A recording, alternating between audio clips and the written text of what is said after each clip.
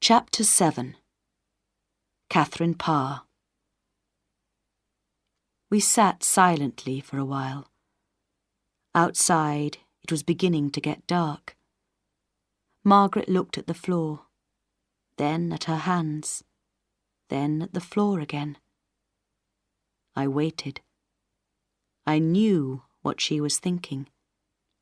Then suddenly, she looked at me, and the questions came all at once. "How could you do it, my lady? How could you marry that terrible man? Weren't you afraid? Why didn't you hide or run away?" I smiled at her. "Listen to the full story, and then perhaps you'll understand. I was very different to Henry's other wives. I was 31 years old, and Henry was my third husband. My first two husbands were old men too. They both died, and I didn't have any children with them. But Henry didn't really want a wife, Margaret. He wanted a friend, and a nurse, and a mother for his 3 children. "Oh, I see," said Margaret slowly. "He wanted someone to look after him. So, how did it all happen then?" "It began at a party at Hampton Court Palace. I remember it very well. While I was dancing with my friend, Thomas Seymour, I turned round and saw Henry. His blue eyes were watching me. He was too ill to dance, but later that evening, he asked to talk with me. I was a little afraid. I knew so many different stories about him. He was one of the most famous kings in Europe. And he was also famous for killing people who made him angry. Anne Boleyn, Catherine Howard, and many, many others. And, of course, he was also very fat and ugly. After that evening, he began to send me presents, and he asked me to visit him at Hampton Court Palace. At this time, I was friendly with Thomas Seymour. He was a fine young man, and I was in love with him. We talked about getting married. Then I got a letter from King Henry. He wanted to marry me. What could I do? I loved Thomas, but my family wanted me to be the Queen of England. And, in the end, I had to marry Henry. "But were you happy?" asked Margaret. "Well, sometimes I was. I loved being queen. I had beautiful clothes and expensive jewels. But it was also very difficult at times. Henry was often ill with his bad leg, and when his leg hurt, he became angry and shouted at me. Once, he nearly sent me to the Tower. I said something about the Church of England, and he didn't agree with me and got very, very angry. He didn't say anything then, but a few days later, his soldiers came to take me away." "Oh, no," said Margaret. "What did you do?" I cried and cried. I told him that I agreed with his every word, and that he was my teacher, and I was only a stupid woman. And then I cried some more and said I didn't understand anything about the church. I only talked to help him forget his bad leg. And was that true? Asked Margaret. Of course not, but I had to say something, and after that, we were friends again. So, you didn't love him? No, I didn't.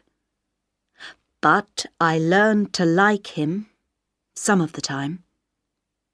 He was a clever and interesting man, and he was the King of England. And what about his 3 children? I felt sorry for them. They had a difficult and lonely life. I tried to be a good mother to them all. I was friendly with Princess Mary, played games with Elizabeth and young Edward, and helped them with their studies in different languages. Of course, Henry and I didn't have any children together. Suddenly, there was a knock at the door. "Come in," I called. A young man walked into the room. He was holding some beautiful red and gold flowers. "These are for Catherine Parr," he said. "For me?" I said. "Who are they from?" "There's a note here." He gave me a piece of paper, smiled, and left the room. I read the note quickly. "Dear Catherine, you are my true love. You are my flower. I think of you every hour. I wait for you. Tom." "What does it say?" asked Margaret. "I can't tell you," I laughed. "But who are the flowers from?" "Thomas Seymour." "Oh, the young man who wanted to marry you before. Does he still love you? Are you going to marry him?" "I don't know, Margaret. Henry only died 3 weeks ago." I was silent for a minute, and then I said, "It's true. I still like Thomas. I often think about him. Some people say he's only interested in 2 things, women and money. But I don't believe them. He has enemies, you see, because he comes from a famous family. Jane Seymour was his sister, so Thomas is one of King Edward's uncles." "Will Edward be a good king, do you think?" asked Margaret. "Yes, I think so. He's a very clever child. He often writes me letters in different languages, and he's only 9 years old. But I'm worried about him because he's often ill. England needs a strong king.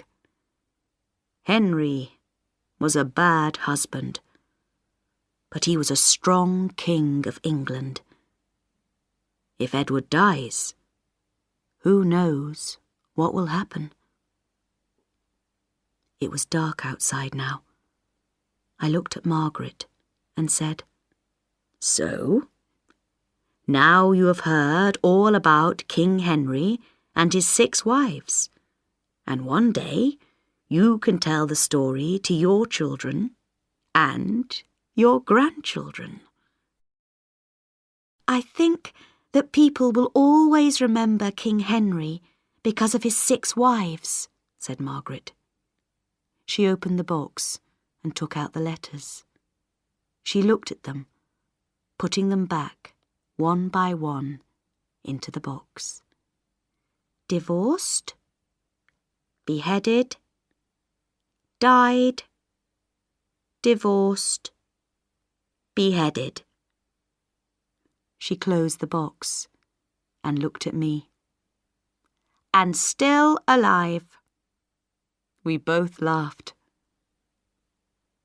"What are you going to do with the letters, my lady?" "Nothing, Margaret. It will be our secret." Catherine Parr married Thomas Seymour in May 1547, a few months after Henry's death. They were married for 15 months. Catherine had a baby girl called Mary, but 6 days after the baby was born, Catherine died. After her death, Thomas Seymour tried to become Princess Elizabeth's lover. He was beheaded because of this. King Edward was often ill, and he died just before his 16th birthday. Then, Mary, Catherine of Aragon's daughter, became queen. She was queen for 5 years. She married Philip of Spain, but did not have any children.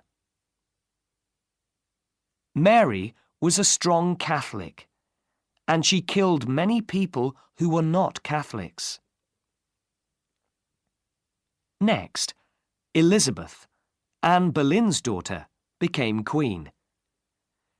She was Queen of England for 45 years. This was the time of Shakespeare and Sir Walter Raleigh.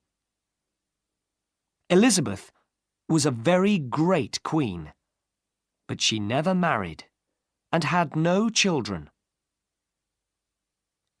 Henry married 6 times because he wanted a son, and he wanted his son and his son's sons to be kings of England after him.